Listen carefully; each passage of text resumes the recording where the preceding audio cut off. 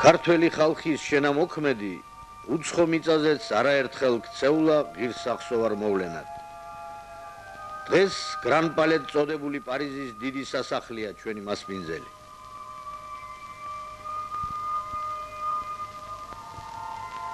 ოქროს ვერძის ქვეყნის საქართველოს სიძველენი.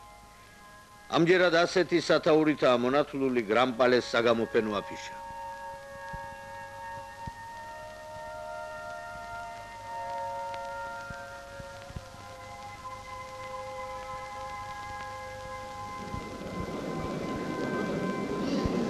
ფრანგ მეცნიერთა გარდა აქ სხვა ქვეყნების დიპლომატებსა და ისტორიკოს ორიენტალისტებსაც ვხედავთ.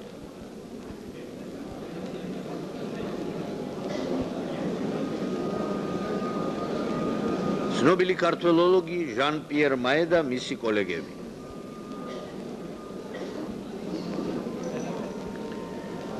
საფრანგეთში მოღვაწე მეცნიერი ტანია ველმანს.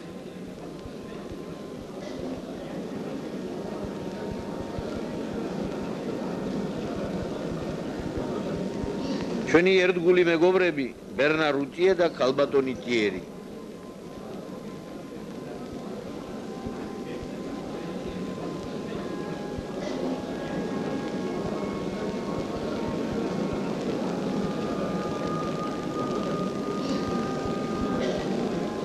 ბატონი კალისტრატე სალია. იტალიიდან სტუმრად ჩამოსული პროფესორი ნინი ყაუხჩიშვილი ლუვრის დირექტორს მასპინძლად ხვდება.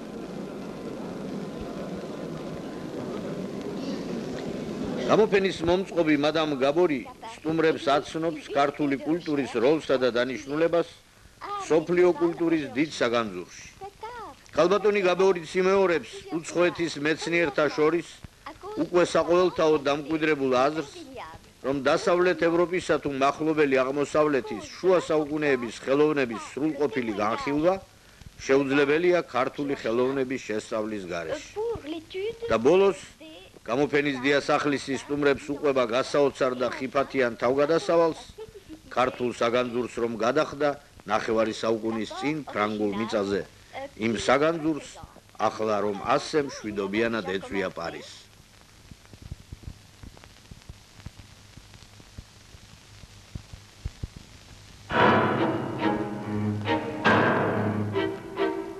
ბათუმი 1921 წელი.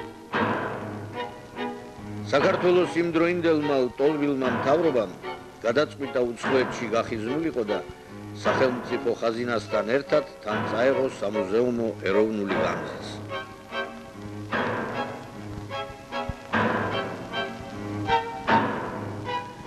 ეროვნული განძის მეთვალყურედ დაინიშნა ექვთიმე თაყაიშვილი. სახელმწიფო ხაზინის გამყოლად კი ყოფილი ფინანსთა მინისტრის ამხანაგი იოსებ ელიგულაშვილი. თბილისიდან ჯერ ქუთაისში და მერე ბათუმში რის ვაივაგლახით ჩამოტანილი განძი საფრანგეთის კრეისერ ერნესტ რენანზე დაბინავდა. მაგრამ კაპიტანმა პირობა დაარღვია, დანიშნულ დროზე ადრე ასწია ღუზა, განძის გამცილებლებს არ დაელოდა და კონსტანტინოპოლისაკენ გაეშურა.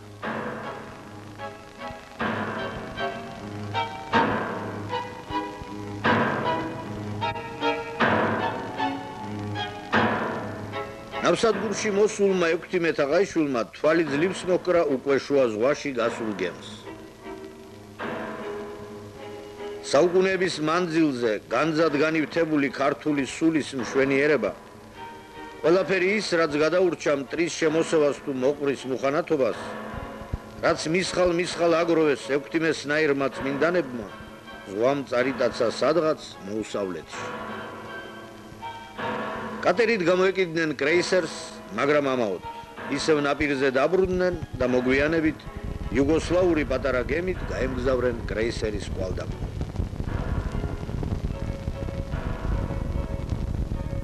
მალე ისეთი ღელვა დაიწყო, რომ კაპიტანმა გემის გადარჩენის იმედი დაჰკარგა და მგზავრებს გამოუცხადა მაშველი ფრთები შეიბითო. ექვთიმეს წუხილი გაათმაგდა. ამ ღელვაში განძი ხომ საფრთხეშია და ვაითუ მგზავრობას ვერ გაუძლოს ნინომაც ექვთიმეს მეუღლემ თან რომ მიხავს ახლა უცხოეთში. ხელვადღე ნახევარს გაგრძელდა. ბოლოს დაცხრა და დამშვიდდა ყოველი. გემი უკვე თურქეთს უახლოვდება და ექვთიმეს ნატყვიარივით ახსენდება თავისი არქეოლოგიური მოგზაურობები ოსმალეთის საქართველოს წოდებულ მხარეში. ტკივილით სავსე სახელები არტანი თუ კლარჯეთი, არტანუჯი თუ ერუშეთი, ყოლა თუ ოლთისი, შავშეთი თუ ბასიანი. გასხვისებული ქართული ტაძრები, ხანძთა და შატბერდი, ბანა და იშხანი, ოშკი და პარხალი, ტბეთი და ხახული.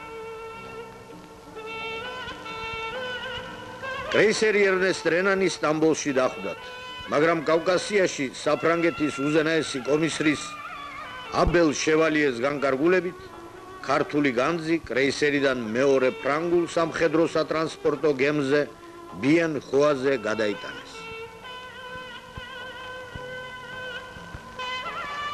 დიდ ბედნიერება თulis ექვთიმე რომ მას მეუღლი თურთ და იოსებ ელიგულაშვილს განძთან ერთად მგზავრობის ნება დართეს.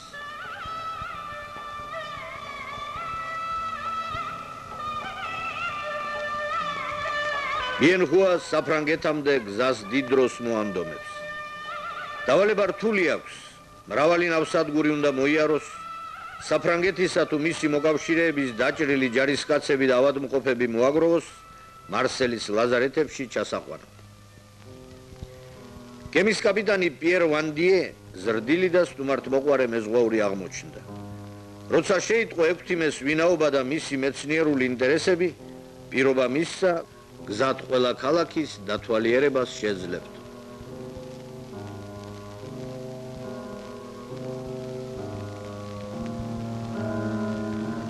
საშიშროება ჯერ არ გადალეულა, მაგრამ მიწყივ ამდენი ორმტრიალის შემდეგ თითქოს დამშვიდდა ექვთიმე. განძის აქვე ეგულება დაბინავებული და უცხო ქვეყნების სიძველეთან ახვის საშუალებაც ეძლევა.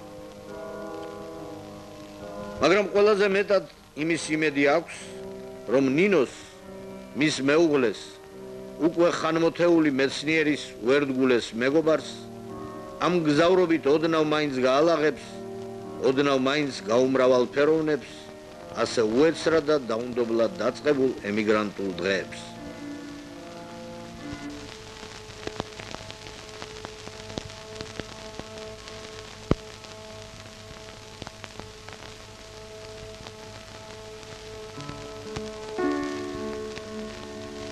ნინო პალტარაცკაია, დედით გაბაშვილი, ზედგინიძეების შვილიშვილი, თბილისის ნოტარიუსის ივანე პალტარაცკის ასული, ახლა პარიზში პირველად როდი მიემართება.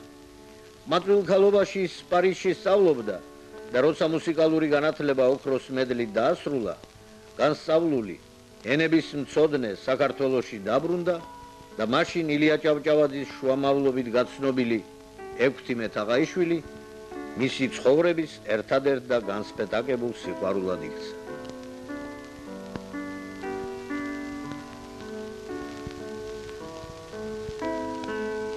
თავიდანვე მეცნიერებას თავმიცემული ექვთიმე დაოჯახებას არ ჩქარობდა, მაგრამ ნინოს კდემა მოსილმა, მოგრძალებულმა და მოზღვავებულმა თრფიალებამ მისი სამუდამო თანაგრძნობა გამოიწვია. ექვთიმეს ახლაც თან აქვს ამოღებული ნინოს იმდროინდელი, გაუბედავი და ძლივს გამხელილი გრძნობის ბარათები. ბატონო ექვთიმე, ნუ იფიქრებთ, იმიტომ გწერთ, რომ ჩვენთან მოსვლა გთხოვოთ. ეს მეტად დამამცირებელი იქნებოდა ჩემთვის. მე ხომ ვხედავ, როგორ იყენებთ ყოველგვარ საბაბს, რომ ჩვენთან მოუსვლელობა გაამართლოთ. ნინო. მე არაფერი ვიცი თქვენს შესახებ. გთხოვთ მომწეროთ ვრცელი წერილი, თუ რას ფიქრობთ ჩემზე, ავსა თუ კარგს. რატომ ბრძანდებოდით ასე მოწყენილი ჩვენი უკანასკნელი შეხვედრისას? ველი თქვენს ბარათს და მჯერა, რომ მოლოდინი ამაო არ იქნება. ასე არაა, ნინო. ჩემთვის ძალზე მტკივნეული იქნება თქვენ თუ რაიმეთი გაგანაწყენეთ. ენას არ ძალუც იმ სიტყვების წარმოთქმა ჩემი გულიდან ამოხეთქვას რომ ლამობენ. ჩემ სულში ახლა უმშვენიერესი დარია. რა ბედნიერება იქნებოდა რომ უსიტყვოდ ალღოთ იგრძნობდეთ ჩემს სულიერ მდგომარეობას. ნუ თუ ამ სიტყვების მერეც ვერაფერს ხვდებით. დიდი იმედი მაქვს ოპერის თეატრში თქვენი ნახვისა და იქნებ გასაუბრებისაც, ნინო.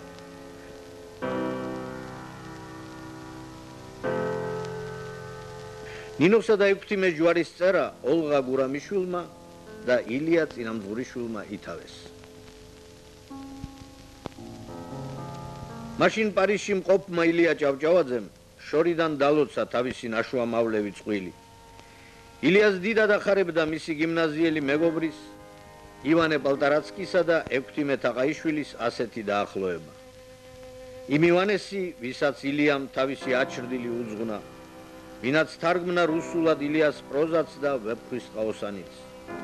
იმ ივანესი, რომლის დაგრძალვაზეც ოქრო ყანაში საზოგადოებამ პირველად ნახა თვალცრემლიანი ილია ჭავჭავაძე.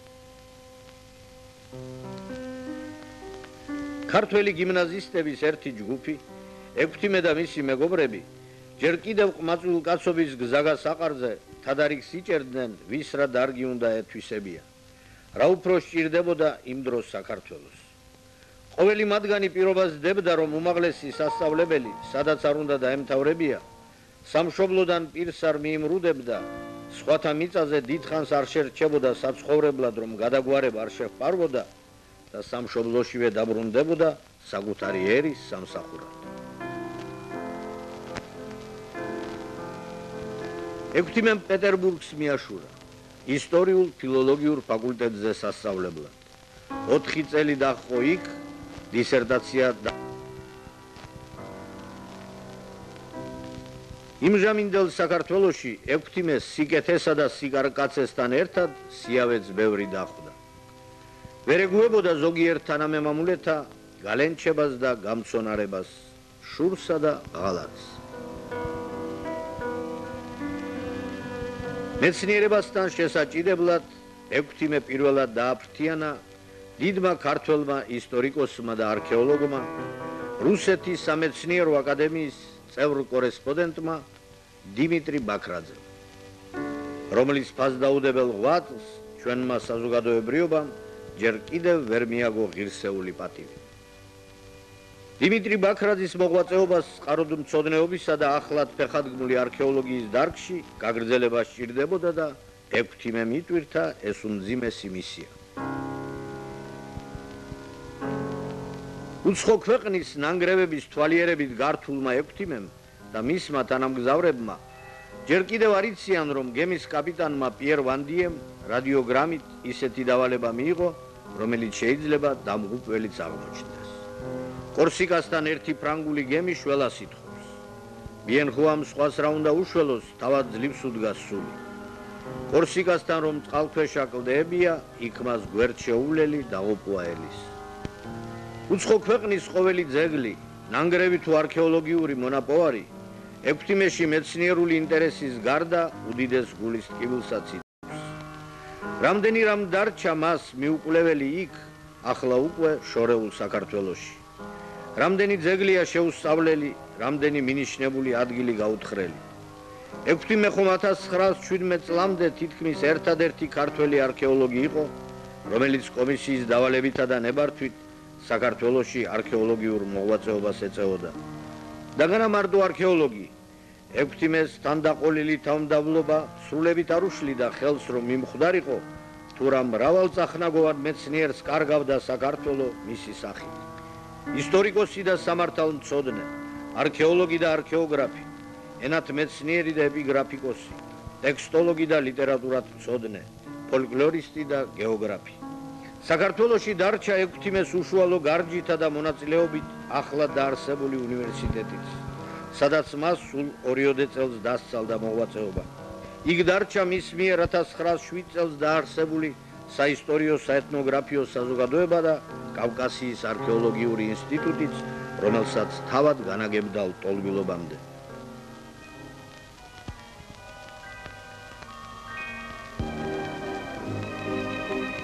ჩვენ ვერ შევძელით ექვთიმეს მარშრუტის სრული სიზუსტით გავლა, მაგრამ ვცადეთ მარსელამდე მისი საზღვაო მგზავრობის სავარაუდო განწყობილების აღდგენა.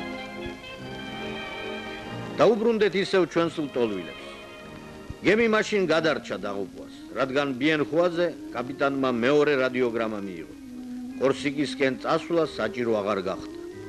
საფრთხეში ჩავარდნილ გემს სხვები მიშველებიან უკვე. სამშობლოს მოწყვეტილ ექვთიმეს ნაწილობრივ მაინც ამშვიდებდა ის, რომ საქართველოშიც დარჩნენ მეცნიერების თავკაცები. მათ შორის მისი გიმნაზიის მეგობარი ნიკო მარი და უმცროსი კოლეგა ივანე ჯავახიშვილი. გავიხსენოთ მისი გვიანდელი წერილი გაგზავნილი პარიზიდან საქართველოში. მერთმა ნუ მოგვაცილოს ივანეს მოღვაწეობას. ძალიან გთხოვთ ყველას შეუმსუბუქოთ ტვირთი და ყოველგვარი შემწეობა აღმოუჩინოთ. ინტრიგები ყოველთვის იყო და იქნება, მაგრამ როგორც ჩვენ გადავლახეთ ადრე, ისე ახლაც გადალახავთ თუ ერთსულოვნად იმოქმედებთ. როდესაც ჩვენ ერთად უნივერსიტეტს ვაარსებდით, დასაწყისში საზოგადოება ახტაცებით შეხვდა ამას. შემდეგ კი როგორც ჩვეულებრივ ხდება ხოლმე ჩვენში, გულგრილობა და ინდიფერენტიზმი გამოიჩინა იმავე საზოგადოებამ. ექვთიმეს აღელვებდა ფიქრი იმაზე, თუ რა ბედი ეწეოდა ხვალ ივანესნაირ მოღვაწეებს, მაგრამ მისთვის მთავარი ის იყო, რომ საქართველოს ჯერ კიდევ შეეძლო ყოფილიყო მშობელი ასეთი პიროვნებებისა.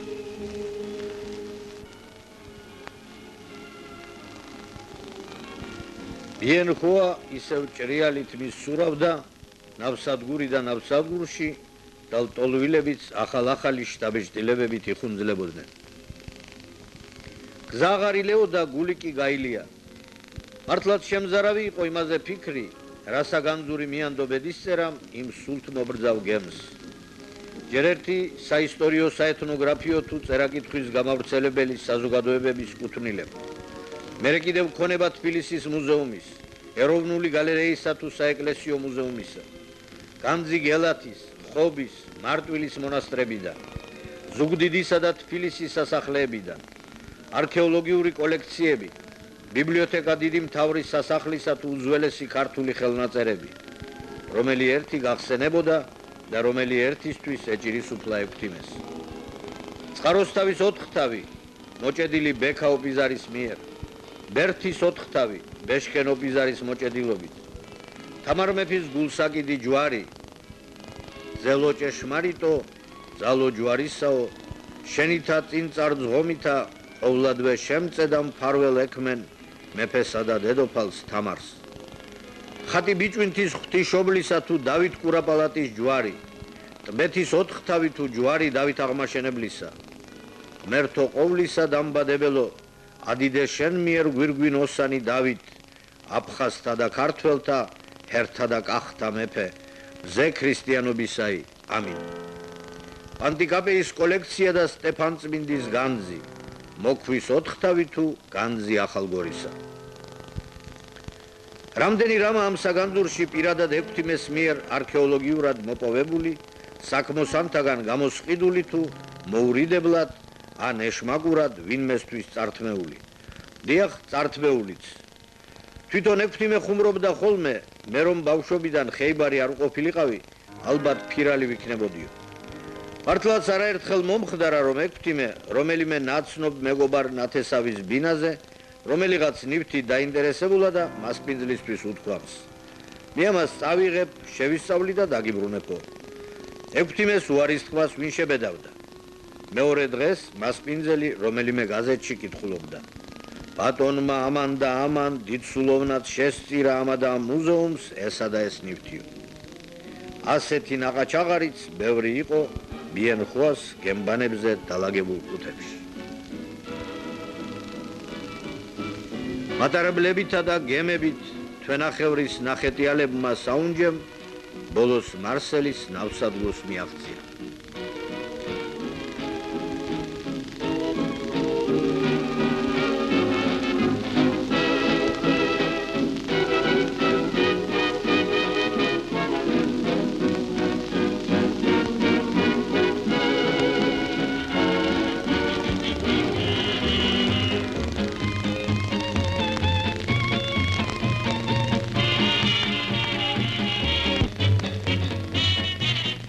განძი გემიდან ბანკში გადაიზიდა, სენეგალის პოლკად წოდებული სამხედრო რაზმით ალყა შემორტყმული და დაცული.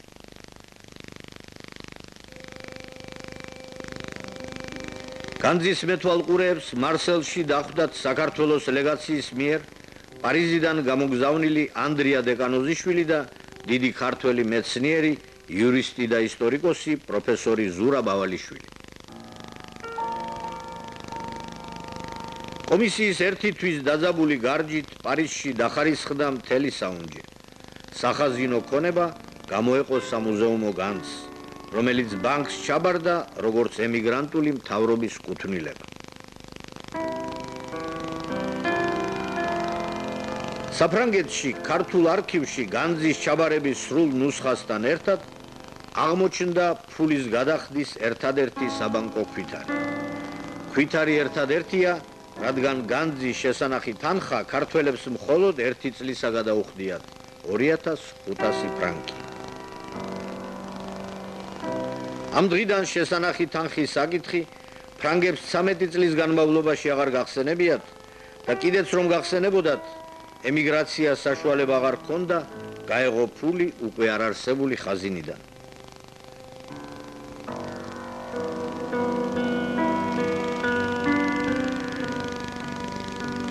აღარაფერი ჩანდა სათუო თუ საეგებიო და 6 მეუღლით ურთ პარიზისკენ გაემართა. ვის შეეძლო მაშინ ეფიქრა, რომ ქართულ საუნჯეს 13 წლის შემდეგ უდიდესი საშიშროება დაატყდებოდა თავს. არქივში დაცულია 6-მეს ერთი იმდროინდელი წერილი. რუსეთში საქართველოს აკადემიურ საქმეთა წარმომადგენლის დამიანე ჯგუშიას სახელს.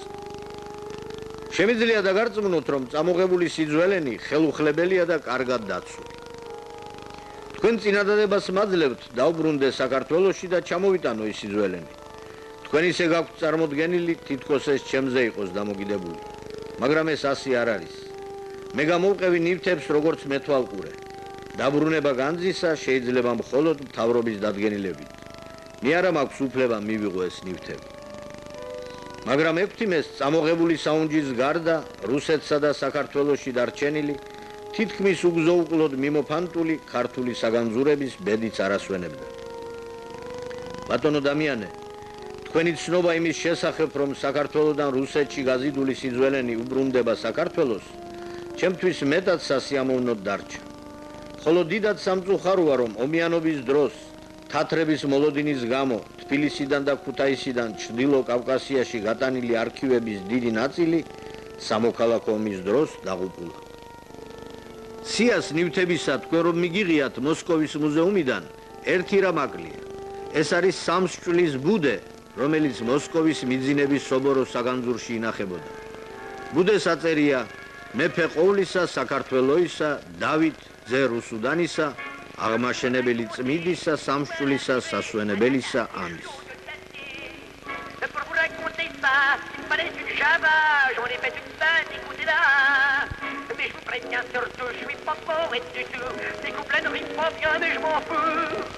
Quand Julon et Nana sur un air de chasse, quand du Robin Musette sur un air de chassette, elle lui dit je sais qu'un sur un air de Javin, il répondit tant mieux sur un air déjà vieux. Ah, ah, ah, ah, écoutez ça si c'est chouette. Ah, ah, ah, ah, c'est la plus facile. პირველი წელი 6-მემ ვიქტორ ჰიუგოს პროსპექტზე ამ შენობაში გაატარა, რომელსაც ქართული ლეგაციის ოტელს ეძახდნენ.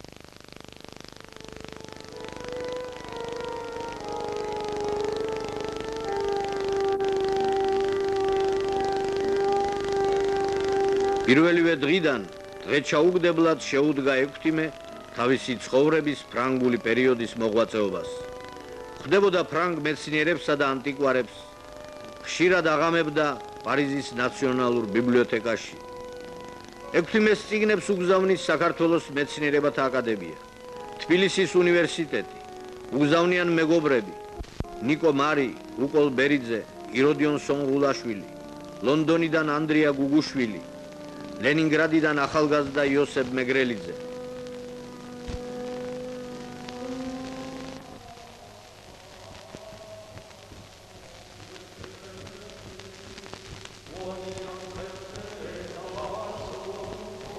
ექვთიმეს პარიზის არც ერთი ტაძარი და მუზეუმი არ დაუტოვებია უნახავი და შეუსწავლელი. პირველი 13 წელი მშვიდობიან წლებად ითვლება, მაგრამ ამ პერიოდში ბევრი საფრთხე და ცდუნებაც გაჩნდა განძთან დაკავშირებით. ამერიკიდან ფილადელფიის საერთაშორისო გამოფენამ თხოვნით მიმართა ემიგრანტულ მთავრობას, რომ ნება დაერთოთ 6 თვით გამოეფინათ ამერიკაში ქართული სიძველენი. ალბათ ამერიკელებისთვის მოულოდნელი იყო ქართველების გადაჭრითი უარი ასეთ თითქოს და სახარბიელო წინადადებაზე. ქართული განძის გამოფენის უფლებას თხოვლობდა ლუვრიც. დიდად საამაყო იქნებოდა მსოფლიო მუზეუმთა შორის უპირველეს მუზეუმში ქართული ხელოვნების ნიმუშების საერთაშორისო გამომზეურება, მაგრამ ამით შეიძლება საქართველოს საბოლოოდ აღკარგოდა თავისი საუნჯე და ლუვრმაც საბოლოო უარი მიიღო ქართველებისგან. ასევე უარით გაისტუმრეს ფრანგი მეცნიერი გაბრიელ მილე, როცა მან ჩვენი ნივთების ფოტოგრაფირება ითხოვა.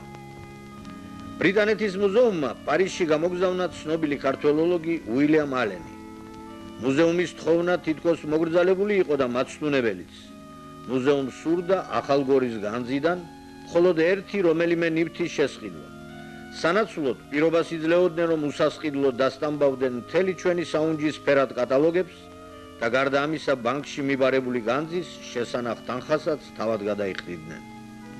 ბრიტანეთის მუზეუმის დესპანი ალენიც უარით იქნა ლონდონში გასტუმრებული.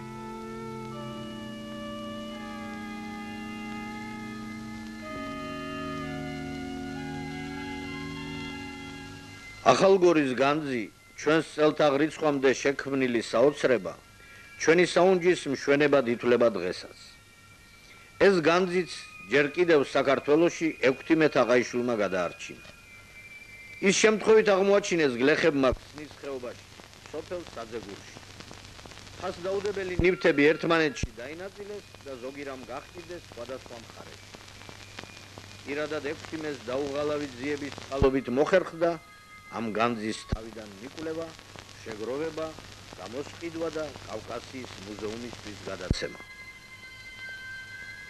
პარიზიდან 16 სოფელ ლევილში გადასახლდა. ამ სოფელში შეიძინა ქართულმა კოლონიამ შატოდ წოდებული შენობა და მცირე მამული. მალე ლევილის კერამ საკუთარი ქართული სასაფლაოც გაიჩინა.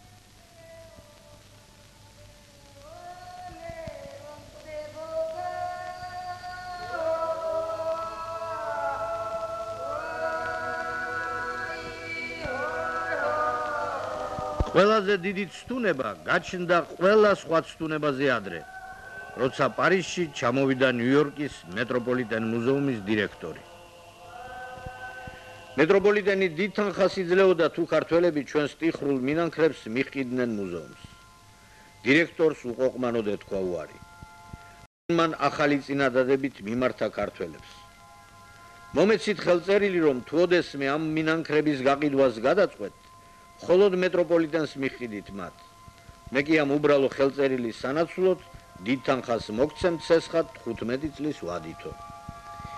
ემიგრაციისათვის, რომელსაც უკვე აღარავითარი სახსარი არ გააჩნდა, სესხი ცხონება იქნებოდა ნამდვილი. თანხმობის მიცემაც თითქოს სრულებითაც არ იყო სარისკო, რადგან ამ ხელწერილის მიხედვით მინანქრების გაყიდვა არ გაყიდვის საკითხი 15 წლის შემდეგაც ისევ ქართველებს უნდა გადაეჭრათ. მაშ რის გამო უნდა ეთქვათ უარი ასეთ მნიშვნელოვან მატერიალურ დახმარებაზე, რომელსაც ფაქტიურად არაფრისთვის მიიღებდნენ. თან ეს პირველი წინადადება იყო ქართველებისათვის. ამის პასუხი 16 აღაიშვილის იმდროინდელი სიტყვებია. ემიგრაციას დღეს თუ უჭირს 15 წლის შემდეგ ის კიდევ უფრო გაჭირვებული იქნება. ახლა რომ ვალი ავიღოთ, ის პირადი საჭიროებისთვის აღებული ვალი იქნება.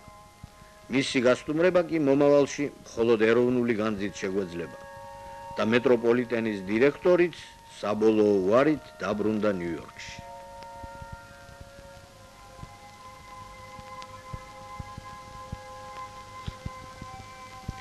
ექვთიმე სულიერად ისევ იქ იყო, ზოგისთვის მცირე და ექვთიმესათვის კი უდიდეს საქართველოში. ის უცხოეთის შორეთიდანაც ჭირის უფლობდა თავის სამშობლოს ავსა და კარგს, მის ბედსა თუ უბედობას. აი კიდევ ერთი ლევილიდან საქართველოში გაგზავნილი წერილი. სიხარულით შევიტყე, რომ რუსეთის საგანძეულოდან თქვენ უნდა მიიღოთ ქართული სიძველენი, წინათ რომ ბოტკინის კოლექციას ეკუთვნოდნენ. თქვენ ალბათ ზრუნავთ, რათა მიიღოთ მინანქრიანი ქართული ხატებიც ლივადიის სასახლისა, ქართული სიძველენი კიევის სასულიერო აკადემიისა, ვახუშტი ბატონიშვილის რუკები, რომელნიც ყაზანის უნივერსიტეტში ინახებიან, სურათები და ნივთები, რომელნიც მოსკოვის საგარეო საქმეთა სამინისტროს არქივში და არუჟეინაე პალატაშია. განსვენებული ალექსანდრე ხახანაშვილის ბიბლიოთეკა ლაზარევის ინსტიტუტს დარჩა. თბილისის ყოფილმა გუბერნატორმა შერვაშიძემ თავისი შესანიშნავი ბიბლიოთეკა საქართველოს მუზეუმს უანდერძა, მაგრამ ის გაჩინაში დარჩა მისი გარდაცვალების შემდეგ. არ ვიცი რა ბედი ეწია ალექსანდრე ცაგარელის წიგნსაცავს. პეტერბურგში ალექსანდრე მესამეს მუზეუმში ბევრი ნივთია საქართველოდან გატანილი. ლევაშოვის მიერ გატაცებული გელათის სახარების ძვირფასი ყდა ალბათ მიღებული გექნებათ ერმიტაჟიდან.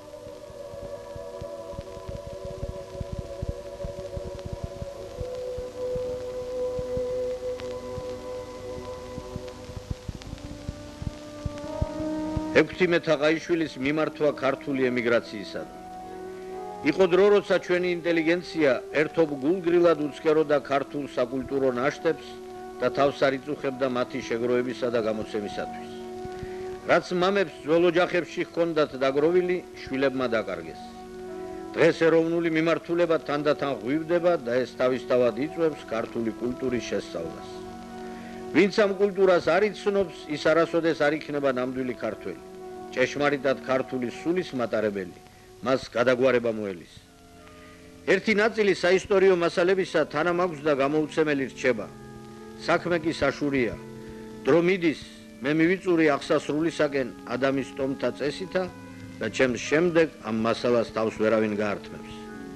გავკადნიერდები და მიმართავ ყველა საზღვარგარეთ მყოფ ქართველს, განურჩევლად პარტიისა. კეთილინებონ და ვისაც რა შეუძლია დაგვეხმარონ ამ საქმეში. ვინც უმუშევარია, მათ ეს მიმართვა არ ეხება. სამწუხაროდ ჩვენი ემიგრაცია დაგსაქსულია პოლიტიკური მიმართულების თვალსაზრისით. ამ საქმეში მაინც შევერთდეთ. იქნება ამ შეერთებამ სხვა დიდ საქმეშიც შეერთება გამოიწვიოს. ღმერთმა ქნას. ახლო ხანში 50 წელი შესრულდება, რაც კი საპედაგოგიო დარგში დავიწყე მუშაობა. ამის გამო ზოგმა ჩემმა ყოფილმა შეგირდმა მომმართა წინადადებით იუბილეს მოწყობისა, რაზედაც რა თქმა უნდა უარი განვაცხადა. საიუბილეო არაფერი გამიკეთებია, მე მხოლოდ ჩემს ქართულ მოვალეობას ვასრულებდი და ღირსიც რომ ვიყო იუბილესი ჩვენს პირობებში ემიგრაციაში იუბილე ვის გაუგონია. არეგების იუბილეზე მეტად ჩავთვლი და უფრო სასარგებლოც იქნება, თუ ამ გამოცემათა საშუალებას მომიხერხებ. ნუ ვინ დამწამებს თითქოს მე ჩვენი ემიგრაციის სიღარიბე არ ვიცოდე, მაგრამ ისიც კარგად ვიცი, რომ ჩვენში თუ რაიმე საზოგადო საქმე გაკეთებულა, ისევ ღარიბი ქართველის ჯიბით და მისი ინტელიგენციის წყალობით. პატივისცემით, ექვთიმე თაყაიშვილი.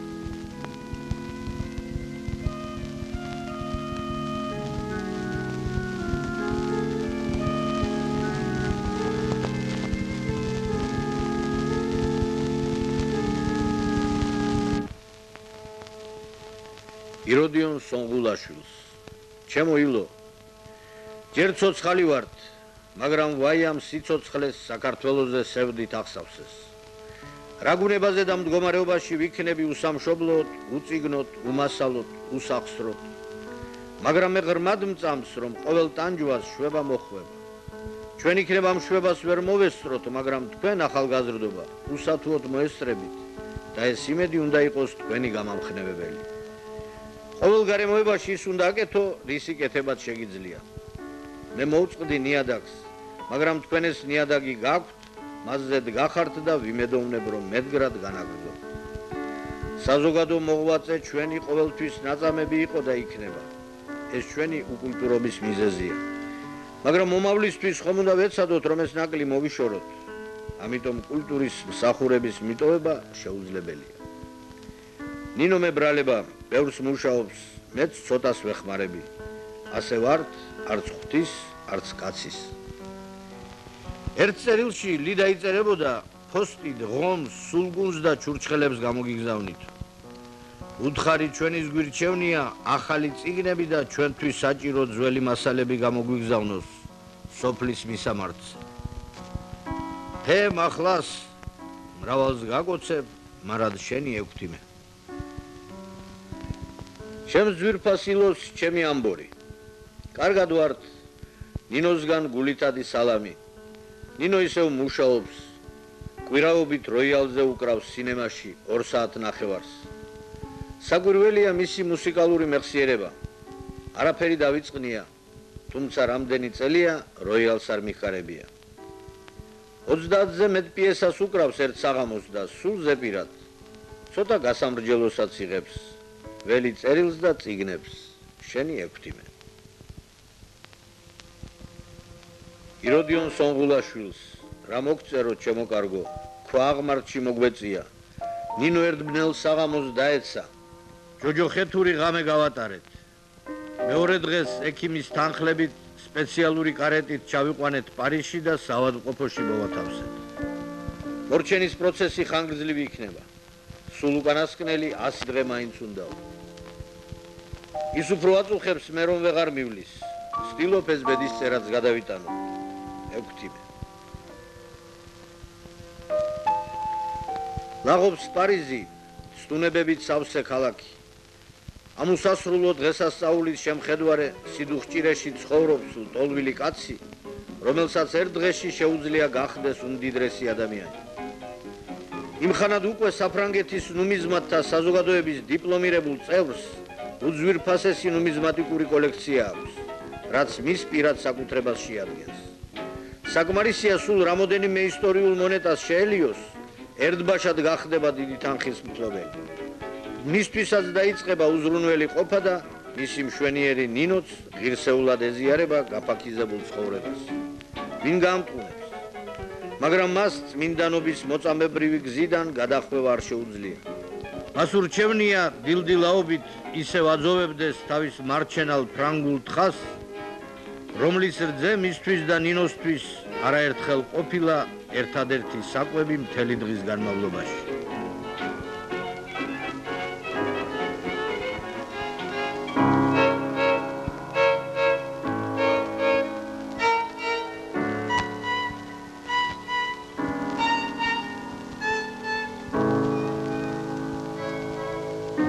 ათას 921 წელი. ჩემო ძვირფასო, რაღა უნდა მოგწერო. გონებით მინდა დავმშვიდდე, მაგრამ გული არ მემორჩილება. ნინო აღარ ამყავს. ეს ალბათ საკმარისია, რომ ჩემი სულის კვეთება, ჩემი სიობლე, ჩემი მარტოობა და უმწეო მდგომარეობა უსიტყვოდაც კარგად გაიგო. უბედური შემთხვევა საბედისწერო შეიქმნა. 20 თვე იცოცხლა, მე 1 საათითაც არ მოვცილები ვარ მის საწოლს. საოცარი სიმშვიდით შეხვდა აღსასრულს. 2 დღით ადრე მითხრა, მე იქნებ დედაჩემივით მალე გონება დავკარგო და ახლა მინდა ყველაფერი გითხრაო. ისე მომიალერსა და ისე დამატკბო, რომ ვეღარ მოვითფინე, გული ამომესკუნა და ცრემლები მომერია. გაუკვირდა, უფრო მაგარი ნერვების პატრონი მეგონეო.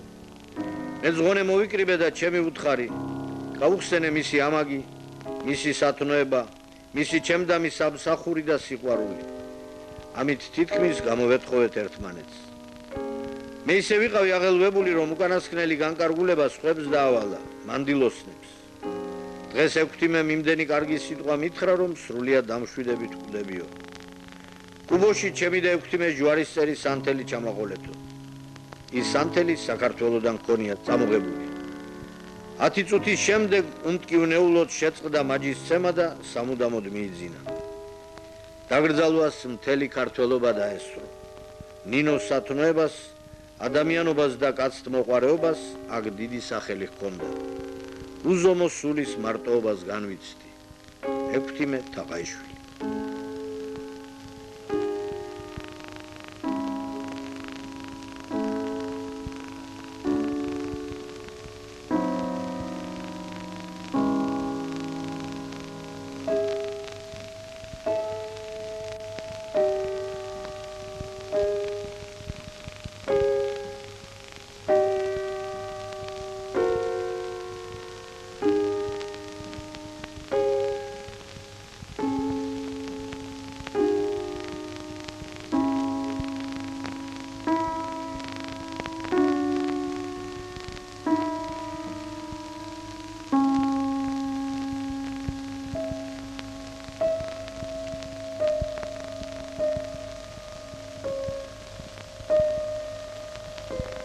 იროდიონ სონღულაშვილს.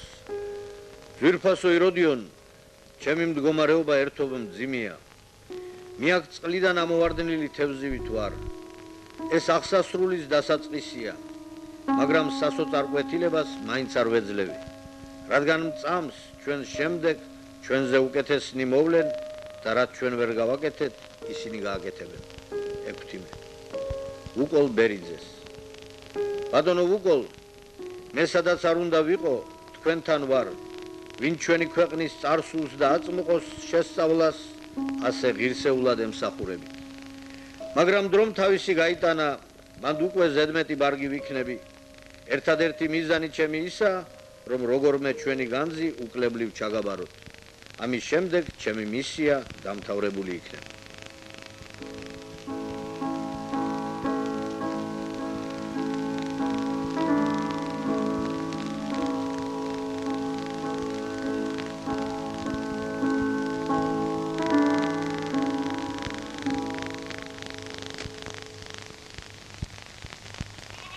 უსამშობლოდ დარჩენილი ფერად სიზმრებს ვხედავდი საქართველოსეო, ამბობდა ხოლმე ბატონი ექვთიმე.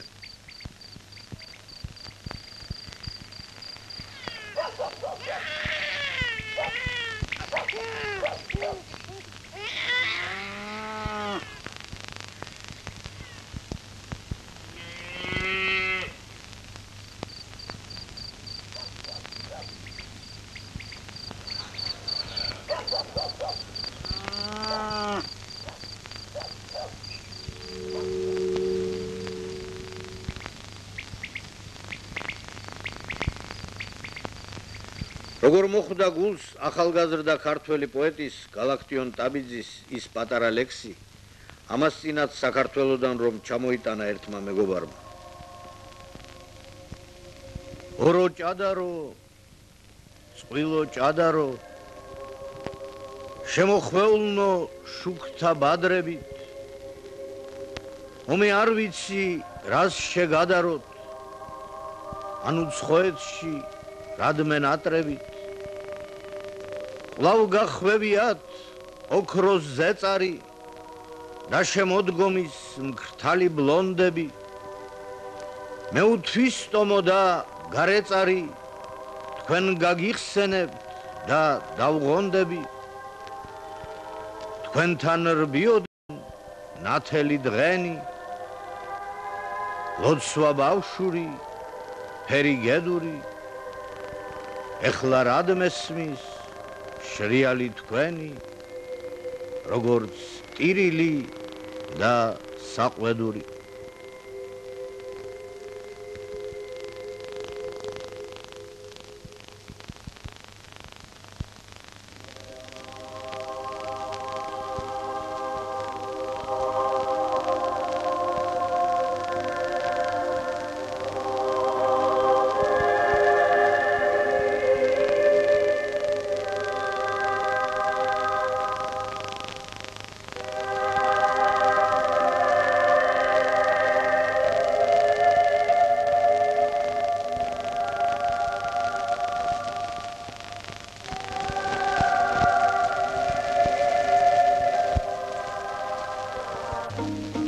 ასე მთავრდებოდა ფერადი ხილვა სიზმრები და გრძელდებოდა ნაცრისფერი ემიგრანტული ყოფა. 1933 წელი საბჭოთა კავშირსა და საფრანგეთს შორის დადებული ურთიერთთავდაუსხმელობის პაქტი რატიფიცირებულია. ქართული ლეგაცია გაუქმდა. საქართველოს ყოფილი მთავრობა არარსებულად გამოცხადდა. 34 წლის მარტი ქართულ საუნჯეს იმ დღეს დაემუქრა უდიდესი საფრთხე. ეს საფრთხე დადიანთა ზუგდიდის სასახლის ისტორიასთან აღმოჩნდა დაკავშირებული. ცნობილი ქართველი მოჭადრაკის ანდრია დადიანის ძმას, მინგრელსკით წოდებულ სამეგრელოს მთავარს ნიკო დადიანს, ვაჟის გარდა ასულიც დარჩა, სალომე დადიანი ობოლენსკისა. მისი ფოტო მხოლოდ სავარაუდოდაა ცნობილი. ემიგრაციაში მყოფმა სალომე დადიანმა, იმხანად უკვე ობოლენსკის ქვრივმა, სარჩელი შეიტანა სენის დეპარტამენტის სასამართლოში. ის მოითხოვდა საფრანგეთში გატანილი ქართული საუნჯის იმ ნაწილს, რომელიც ერთდროს მისი საგვარეულო განძი იყო. საფრთხე გარდაუვალი ჩანდა, რადგან საჩივარს ალბათ სამართლიანად ჩათვლიდა სასამართლო. შვილი თხოვლობდა მამისეულ ქონებას. ქართველებმა სასამართლოში წარადგინეს დამფუძნებელი კრების 1920 წლის დეკრეტი, რომლის ბრძალითაც თავად ნიკოლოზ მინგრელსკის მოძრავი და უძრავი ქონება საქართველოს რესპუბლიკის კუთვნილებად გამოცხადდა. ამდენად სალომე ობოლენსკაია ახლა თხოვლობდა იმას, რაც უკვე ეროვნულ სამუზეუმო განძად იქცა. ობოლენსკაია უარყოფდა 1920 წლის დეკრეტის სამართლიანობას და ამტკიცებდა, რომ თავადი მინგრელსკი რუსეთის ქვეშევრდომი იყო და არა საქართველოს. ობოლენსკაიას მიერ ამ პროცესის მოგება ნიშნავდა საქართველოს ეროვნული განძის მნიშვნელოვანი ნაწილის საბოლოო დაკარგვას. ექვთიმესა და სხვა ქართველთა სასიხარულოდ სასამართლომ იურიდიულ საბუთად ცნო 20 წლის დეკრეტი და სალომე დადიანს უარი ეთქვა. მაგრამ სიხარული ნაადრევი აღმოჩნდა. ამ საჩივარმა ფრანგებს გაახსენა მარსელში მიბარებული განძი, რომლის შენახვის თანხა გადაუხდელი აღმოჩნდა და სასამართლომ ქართულ განძეულს ეგრეთ წოდებული სეკვესტრი, ანუ ყადაღა დაადო. საუნჯით დატვირთული ყუთები მარსელიდან პარიზში საფრანგეთის ბანკს ჩაბარდა. რადგან ეს განძი პარიზში საქართველოს იმ მთავრობის სახელზე იყო შეტანილი, რომელიც არარსებულად გამოცხადდა, ქართული საუნჯე რუსეთის ყოფილი იმპერიის საკუთრებად იქნა მიჩნეული და მისი გამგებლობა დაეკისრა ფრანგ მოხელეს პიერ ჟოდონს, რომელსაც უკვე ებარა რუსეთის ეგრეთ წოდებული უპატრონო ქონება. დაიწყო განძისთვის ბრძოლის ახალი და ურთულესი ჟამი. საჭირო იყო, რომ ექვთიმეს მაინც ჰქონებოდა რაიმე სახის რწმუნება, თუნდაც ფორმალური. 1935 წლის აპრილში მისი თხოვნით საქართველოს ყოფილმა მთავრობამ მიიღო დადგენილება. ბატონ ექვთიმე თაყაიშვილს აქვს უფლება მიიღოს ის ზომები, რომელსაც საჭიროდ დაინახავს ამ ქონების დასაცავად, ხოლო მის მიერ გადადგმულ ნაბიჯებში თვითონ იქნება სრული პასუხისმგებელი აღნიშნული ქონების მეპატრონეთა და საქართველოს წინაშე. ასე დაინიშნა ექვთიმე თაყაიშვილი მხედართ მთავრად უკვე წაგებულ ომში.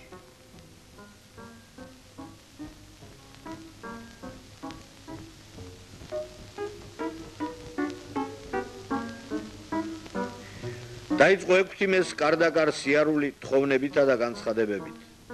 იცვლებოდნენ საფრანგეთის მთავრობები და იცვლებოდნენ ექვთიმეს განცხადებათა ადრესატებიც. განცხადება პიერ ეტიენ ფლანდენის კაბინეტს, ლავალის კაბინეტს, ალბერ საროს კაბინეტს, ერიოს კაბინეტს, პრემიერ-მინისტრს ლეონ ბლუმს, არსაიდან თანაგრძნობა, არსაიდან პასუხი. წერილებს გზავნის საქართველოში, ითხოვს საქართველოს ჩარევას და შუამდგომლობას. საქართველოდანაც ყველა ღონეს ხმარობენ დახმარებისათვის, მაგრამ განძის გადარჩენას პირი არ უჩანს. საფრანგეთში პოლიტიკური კრიზისია. თლად უსახსროდ დარჩენილი ექვთიმე ცდილობს განძისათვის ბრძოლა მაინც შეათავსოს მეცნიერულ საკვლევაძიებო საქმიანობასთან. კითხულობს ლექციებს, ადგენს ქართულ ფრანგულ ლექსიკონს. ამ რთულ პირობებში ექვთიმე ახერხებს იმას, რომ საქართველოსთან დამყარებული მიწერ-მოწერის შედეგად მარსელიდან გემით გაეგზავნოს თბილისის უნივერსიტეტს 2000-ზე მეტი უნიკალური წიგნი ბორჯომის ბიბლიოთეკისა. პარიზში, ბრიუსელში თუ ლონდონში გამოქვეყნებული ექვთიმეს შრომები და წიგნები მისი საკუთარი ბიბლიოთეკიდანაც. წერილი ლონდონში ანდრია გუგუშვილს. ჩემო ანდრია, დღეს მივიღე 2 გირვანკა სტერლინგი შენ მიერ გამოგზავნილი ნახშირისათვის. სულზე მომისწრო. უღრმესი მადლობა. ჩაისთვის ჭურჭელი ინჟინერმა გაბელაშვილმა მიფეშქაშა. მაგრამ გაჭირვება იმდენად არ მაწუხებს, რამდენადაც ის გარემოება მიიღე თუ არა ჩემი სტატია და სურათები იშხანის შესახებ. ვცდილობ სამესხეთოს ძეგლები დავამთავრო. ნახშირი მეყოფა ამ თვის დამლევამდის. ხვალ შობა გილოცავ შობა ახალ წელიწადს და გისურვებ მრავალს დასწრებოდე ჩვენს ძვირფას საქართველოში. შენი ექვთიმე.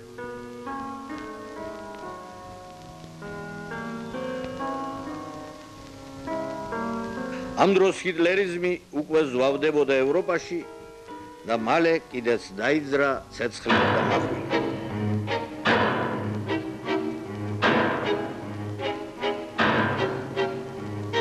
საფრანგეთის რესპუბლიკა იძულებულია ომი გამოუცხადოს გერმანიას. იტალია ომს უცხადებს საფრანგეთს. პარიზი დღე-დღეზე ელის გერმანელთა შემოჭრას. დარღვეულია ყოველგვარი სულიერი წონასწორობა და მომღრეულ დღეებში ერთი ლტოლვილი ხეიბარი მოხუცი ნირ შეუხრელად განაგრძობს თავის მოწამებრივ ცხოვრებას. ეძებს და პოულობს ქართულ ისტორიულ ნივთებს. თავად მშიერ მწყურვალი რის ვაივაგლახით ახერხებს მათ შეძენას ანტიკვარებისაგან, ემიგრანტ თანამემამულეებისაგან და ამდიდრებს ეროვნულ საუნჯეს, რომლის სამშობლოში დაბრუნების იმედი დღითი დღე ილევა და იწურება. დაწყევლილი მყავდაო ყველა ქართველი ამბობდა ექვთიმემ, ვინც ისტორიულ ნივთს სამშობლოს დაუკარგავდა. გამოცხადებული მქონდა, რომ ასეთი ნივთი ჯერ ჩემთან უნდა მოეტანათ და თუ ვერ შევიძენდით, მფლობელს მხოლოდ მაშინ ეძლეოდა მისი უცხოელზე გაყიდვის უფლება. მალე მთავრობის სათავეში ჩადგება მარშალი პეტენი და 1940 წლის 22 ივნის ზავს დადებს ჯერ გერმანიასთან და მერე იტალიასთან.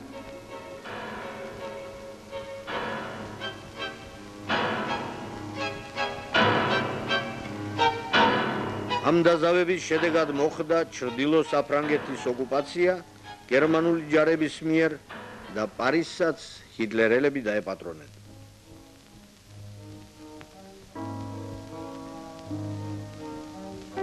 ობოლენსკაის მიერ ხელმეორედ აღძრული სასამართლო პროცესი, რომელსაც მცირე ხნის შესვენებით 7 წელი დასჭირდა, ახლა ისევ გრძელდება და ბოლოს გერმანელთა ყურამდეც მიაღწევს ქართული საუნჯის ამბავი. ჰიტლერელები მოითხოვენ ქართულ განძს გერმანიაში გასატანად. ჟოდონი არწმუნებს მათ, რომ მან არ იცის განძის ადგილს ამყოფელი.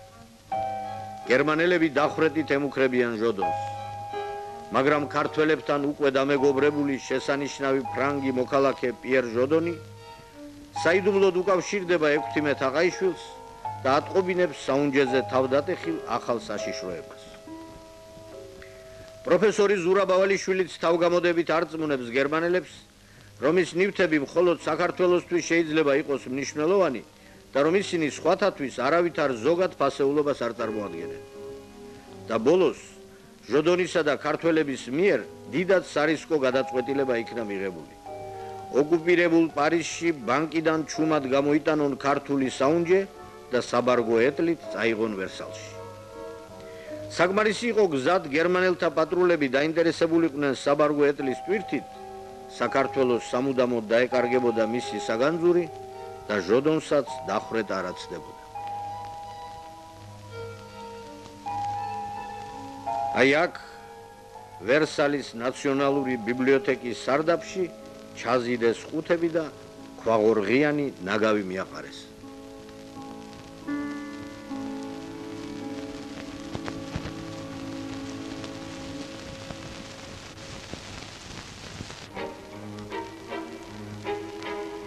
იმ დროს, როცა ებრაელთა დარბევა მძვინვარებდა ყველგან, კიდევ ერთი მნიშვნელოვანი ისტორიული ფაქტი მოხდა. ზურაბ ავალიშვილმა და რამოდენიმე სხვა ქართველმა საგრძნობლად აურიეს გზაკვალი გერმანელებს მათ ანტისემიტურ თავაწყვეტილობაში. ამას ერთხმად ადასტურებენ ევროპაში მცხოვრები ქართველი ებრაელები. გერმანელმა როდესაც დაიკავეს საფრანგეთი და ევროპის დიდი ნაწილი, გადაწყვიტეს ებრაელების საბოლოო დარბევა. მაშინ ჩვენმა ქართველმა მეგობრებმა გამოიგონეს თითქოს ქართველი ებრაელები არიან მხოლოდ სარწმუნოებით ებრაელები და არა წარმოუშვებით და ქართველებად გამოგვაცხადეს. გერმანელებმა მიიღეს ეს არგუმენტი და ამეთი გადავრჩით არა მარტო ქართველი ებრაელები, არამედ მრავალი სხვა ქვეყნების ებრაელებიც. რადგან ისინიც ქართველებად იყვნენ ჩაწერილი. საფრანგეთში სულ უფრო მძიმე ხდება ცხოვრების პირობები. აი ექვთიმეს ერთი იმდროინდელი წერილი მეზობელ ოჯახს. დიდად მეხათრება თქვენი შეწუხება, მაგრამ იქნებ დამდოთ პატივი და თქვენი საზრდოსგან ერთი კერძი მეც მიზიაროთ. რასაკვირველია ჯეროვანი საფასურის გადახდით. გერმანელები განაგრძობენ ქართული განძის ძებნას, მაგრამ არც ერთ ქართველს არ გაუცია საიდუმლო.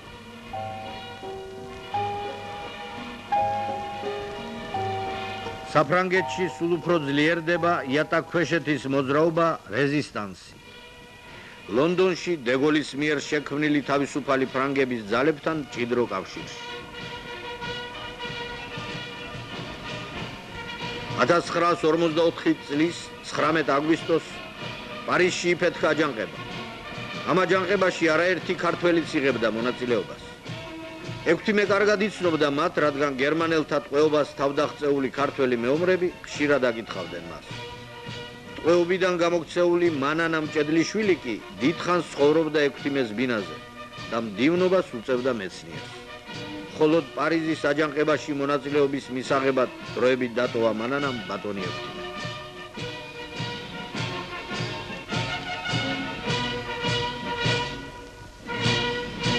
საბჭოთა ჯარებით ხერხემალში გატეხილი ფაშიზმი სულ მალე საბოლოოდ განადგურდება.